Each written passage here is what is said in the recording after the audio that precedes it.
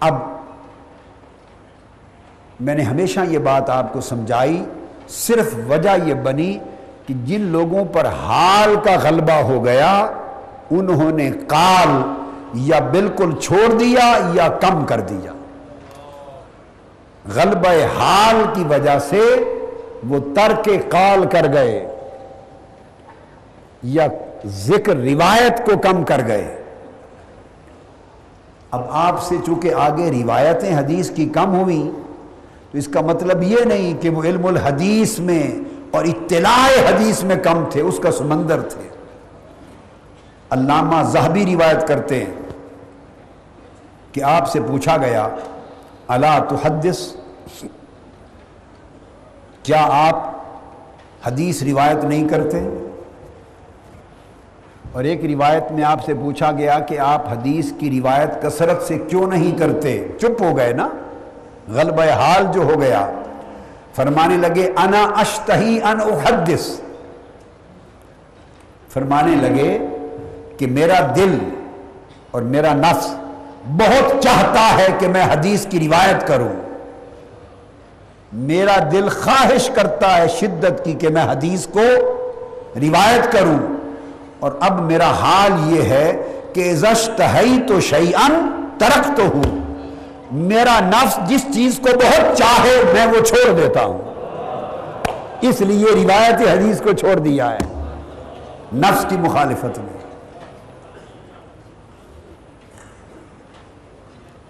میری بات کو سمجھے؟ یعنی دل چاہتا ہے کہ روایت کروں، اور غلبہ حال کے باعث یہ میرا مجاہدہ ہے کہ دل جسے چاہے میں وہ چھوڑ دیتا ہوں۔ اب اس لیے روایت کی کثرت کو چھوڑ دیا ہے۔ امام ذہبی سے صرف اتنی بات روایت کرنا چاہتا تھا۔ اسی طرح آپ سے کسی نے پوچھا، کسی نے آپ سے سوال کیا کہ اگر آپ سے یہ اللہ رب العزت نے پوچھ لیا کہ اے بشر بن الحارث، آپ نے کثرت کے ساتھ اپنے نبی کی حدیث روایت کیوں نہیں کی؟ کثرت کے ساتھ حدیث کی روایت کیوں نہیں کی؟ تو عرض فرمانے لگے کہ میں اللہ کے حضور عرض کروں گا باری تعالیٰ تیرا حکم ہے کہ اپنے نفس کی مخالفت کرو، میرا نفس بہت چاہتا تھا کہ اجتماع میں ہزاروں علماء بیٹھے ہوں اور میں حضور کی حدیث روایت کروں، نفس چاہتا تھا، تو میں نے مخالفت نفس میں ترک روایت کر دی۔ محدثین فرماتے ہیں اور ائمہ فرماتے ہیں کہ حدیث میں ہر ایک نے بیان کیا کہ امام بشر الحافی حدیث میں ثقہ تھے، حجت تھے، صدوق تھے، اور امام دارقطنی فرماتے ہیں کہ حضرت بشر الحافی سوائے حدیث صحیح کے کچھ روایت ہی نہیں کرتے، جو حدیث بشر الحافی سے روایت ہو جائے وہ صحیح ہوگی۔ یہ امام دارقطنی نے فرمایا۔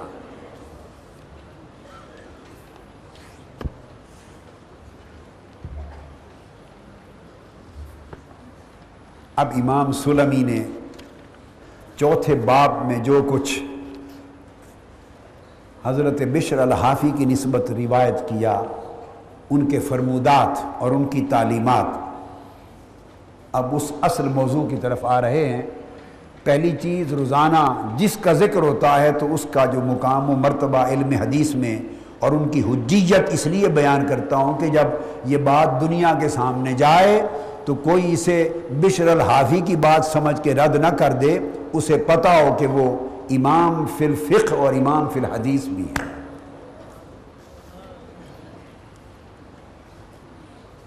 حضرت بشر الحافی نے فرمایا کہ لوگو یاتی علی الناس زمان لا تقر فیہ عین حکیم، وہ وقت آنے والا ہے، وہ وقت آنے والا ہے کہ جب حکمت والی آنکھ کا مقام جس زمانے میں نہیں رہے گا، وَيَأْتِي عَلَيْهِمْ زَمَانٌ تَكُونُ الدَّوْلَةُ فِيهِ لِلْحُمْقَى، اور یہ وہ دور ہوگا کہ حکومت و سلطنت بے عقل لوگوں کے سپرد کر دی جائے گی،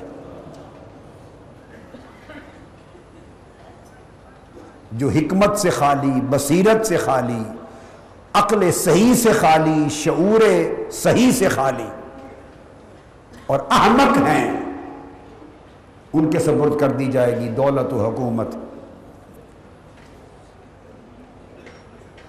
حضرت بشر الحافی رضی اللہ تعالیٰ عنہ نے تلقین کی، آپ نے فرمایا تعلیم دیتے ہوئے، اعمل فی ترک التصنع ولا تعمل فی التصنع، فرمایا اے سالک راہ حق، اللہ کی راہ کے مسافر، اے سالک، اے اللہ کے طالب، تصنع، دکھلاوے اور بناوٹ کے ترک کرنے پر محنت کر، بناوٹ اپنانے پر محنت نہ کر۔ ہماری محنت بناوٹ پر ہے، تصنع پر ہے، فرمایا محنت بناوٹ اور تصنع کے ترک کرنے پر ہونی چاہیے، تاکہ آپ کی زندگی کے اندر سادگی آ جائے، اخلاص آ جائے، تواضع آ جائے، انکساری آ جائے، خشوع آ جائے، خضوع آ جائے۔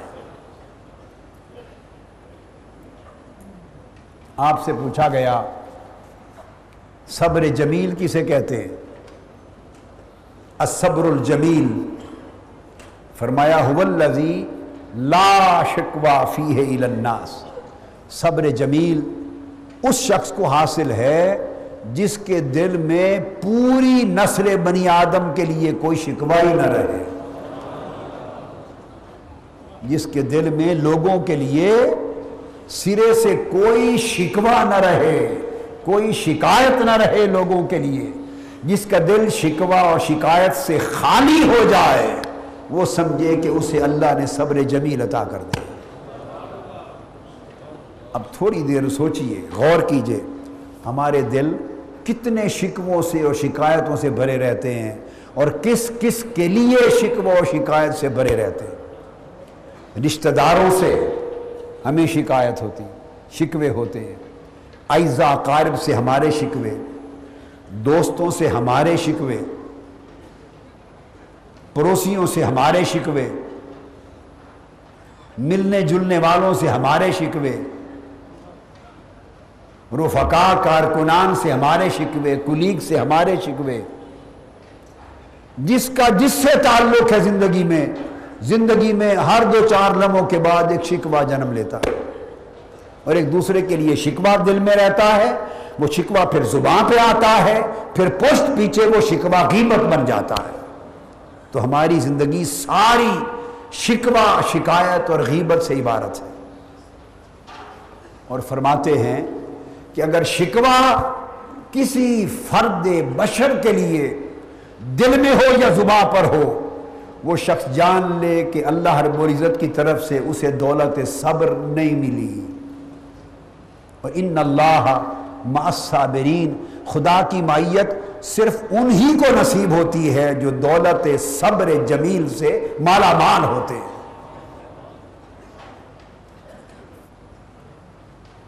آپ نے فرمایا لا تکون کاملا حتی یأمنک عدوک وکیف یکون فیک خیر وانت لا یأمنک صدیقک۔ آپ نے فرمایا اے شخص، اس وقت تک تو کامل نہیں ہو سکتا ایمان میں، اخلاق میں، ایمان میں، اخلاق میں، تقوی میں، پرہیزگاری میں، بندگی میں، سلوک میں، طریقت میں، تو کسی شے میں کامل نہیں ہو سکتا اس وقت تک جب تک تیرے دشمن کو تجھ سے امان نہ مل جائے۔ کامل ہونے کی علامت یہ ہے کہ دشمن بھی تجھ سے امان پائے۔ امان کس شے میں؟ دشمن کو تیری زبان سے امان ملے، وہ دشمن مگر عمر بھر تیری زبان اس کے اوپر بھی کوئی کلمہ تان کا نہ نکالے۔ دشمن ہے، وہ تجھ سے دشمنی کرے گا، تیرے خلاف غیبت کرے گا، چغلی کرے گا، تجھے گالی دے گا، گلوچ دے گا، تجھے برا بھلا کہے گا۔ دشمن جو ہوا، مجلسوں میں تیرے اوپر تہمتیں لگائے گا، جھوٹے الزام لگائے گا، تیرے خلاف پروپیگنڈا کرے گا، تجھے بے عزت کرے گا۔ کیوں؟ کہ تیرا دشمن ہے، اور دشمن کا کام یہ ہے وہ دشمنی کرتا رہے اور تیری زبان بھی اور تیرے ہاتھ اس کو امان دیتے رہے۔